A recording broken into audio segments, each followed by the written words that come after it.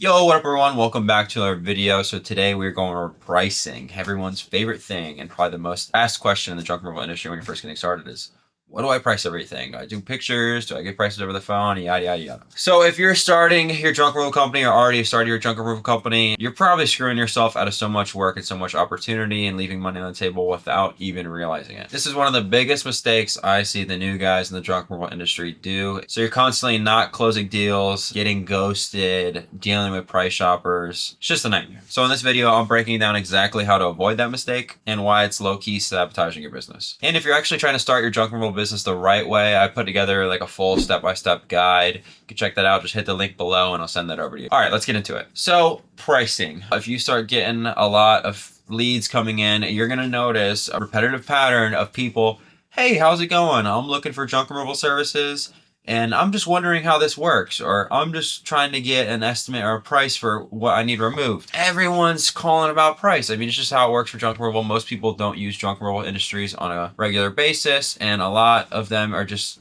don't know how it works. So you're going to get this question all the time. And the last thing you want to do is start having them list off the items that they need to get rid of. And then you hit them with price range or just with a price, because in the customer's head, as soon as you give them a price, they're thinking, okay, now I have this number locked down in my head. I'm going to go try to find it cheaper, just like I would. It's like buying a car at a dealership. You never really walk into a dealership and talk to a guy and get a price and you're like, oh, that seems good. I haven't gone anywhere else yet. I'm just gonna buy this car at the first dealership I walk to. No, it's kind of, once you get a price, you just feel like you have to at least try to go find something cheaper. All right, one thing I want to say though that separates the junk removal companies from all these other companies is that junk removal is easy. If I'm being honest with you, you're walking in someone's house and you're picking up a couch, a mattress, a dresser, or all of those items and cleaning them out and putting them in a trailer. It's not like you're remodeling someone's kitchen or putting a roof on their house or laying tile in their shower. They don't care as much about the quality of work rather than just the price. Because when it comes to like a contractor, you want a good contractor that's going to do good work and you'll pay a little bit extra for that. But junk removal, no one really cares how the mattress gets out of the house or the couch or the dresser or all of it. They just want it out. So soon as you give them a price over the phone, they're like, okay, now I'm going to go try to find something cheaper. And majority of the time, if they call all around town, they're going to find something cheaper. So this is the strategy. First, they get on the phone and you answer them, be like, yes, I'll gladly explain to you how the pricing works. You start building value with the customer, explaining them how it works. All right, so here is like a phone call that I go through on a typical basis. Customer calls, immediately starts asking about pricing. And this is what I got going through my head. And I keep it on the front of my phone. It's something I seen JR post a video on a while ago. But the process is answer the phone, greeting, info gathering, trying to build value, and then book it, confirmation, follow up. The process is easy. You're going to answer the phone. They're going to ask about pricing immediately. You're not going to just spitball a number, and you're not going to tell them what your full load price is compared to your minimum, because that's how you lose a customer so damn fast. But when I'll give you an example phone call. Hey, someone calls, hey, I got some furniture and junk I'm trying to get rid of. I'm just trying to figure out how pricing goes or how much you guys charge. I'm not sure how it works. I get that phone call every day. And this is how I would follow up that phone call. I'd be like, hey, yes, thanks for calling. Glad to help you out with those items. Our pricing is just volume based, so it totally depends on the amount of junk you put in our trailers or trucks, and that's how we give you a price. The only upcharges are for like concrete, tires, super heavy items like dirt, etc., etc. And then they'll usually go on to start saying what they have, because they're going to try to get a price out of you. It's like, okay, we have a sectional couch, a dresser, a dining room table, and a few nightstands. And you'd be like, okay, great. That sounds like quite a few items. The best way for me to get you the most accurate price and not overprice it or underprice it is us send out a crew of 2 guys. They'll come out with a price sheet. They'll walk over the property with you, see everything that has to get out of the property or everything that has to get loaded up and disposed of, and they'll give you a price right there on the spot. And if you're happy with it and agree with it, we'll actually load up the items for you right then and there. That's building value. That's explaining how it works to the customer. Tell them it's free for us to come out, free, no obligation quote to come out, give them a price.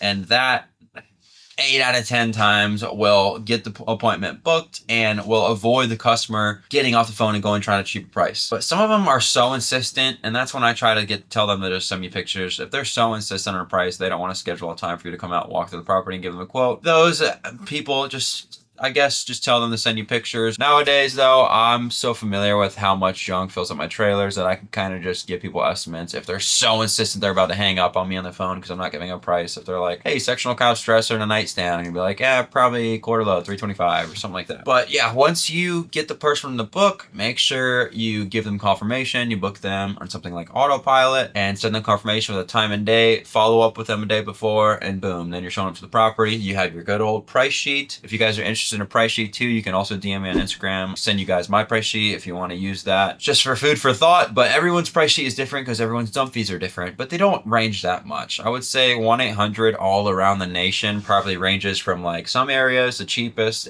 1-800 junk areas, maybe like $650 to the most expensive being like $1,100, like California, those kind of areas that are super expensive, New York. I'd say my price sheet's right in the middle. I'm in a pretty cheap area, but it's so competitive that the prices are a little bit expensive because the franchises kind of drive them up. It's different everywhere, but if you want my price sheet, just shoot me a DM on Instagram and I'll fire that over to you. Anyways, after you build a value with the customer, tell them it will come out for a free, no obligation quote. Majority of the time they'll book, or it'll be the customer that's so insistent on a price that you just give them a price, whatever. If you lose a job, you lose a job. It happens. And then after you book the job, like I said, confirmation text, follow up before you get there, and then make sure you're bringing a price sheet and walking over the property and pricing the jobs the right way. One of the main mistakes I see all the time is these guys just not doing price sheets either. You need a price sheet, and this is coming from someone that's made every mistake under the sun and has lost so much money from not doing a price sheet, especially if you don't know how to price a trailer. Like for 2 years, I think I was charging $200 for a half load when my full load was $400. And looking back at that nowadays, I can't believe I was charging that cheap. It's just, there's so much that goes into pricing. If you need help with that, just reach out. But when it comes to closing these jobs over the phone, don't give out your prices. And this becomes more and more important the more you grow and the more you start paying for leads like Google Ads, Google Local Services Ads, because you want to close all these jobs, especially when each phone call is $60. So I hope that was helpful. Key points to run through it real quick. Just try to build value over the phone. Don't give a price out. Tell them how your pricing works, and then that you can send a crew out for free to come give them a free on-site, no obligation quote. And if that works for them, you can load up a junk right then and there. That will double your income. If you're not already doing that, that will probably double your income, unless you just don't have the lead volume coming in. But if you have leads coming in and you're always wondering why people are just hanging up for you or saying, oh, I have to go ask wifey if she approves of that. You probably get that all the time too. That's probably why. It's because you're just giving them what they want and now they want to go find it cheaper. If you guys need help or want that step-by-step guide, just shoot me a DM on Instagram. And that's all I got for this video. So I'll catch you guys in the next one. Peace.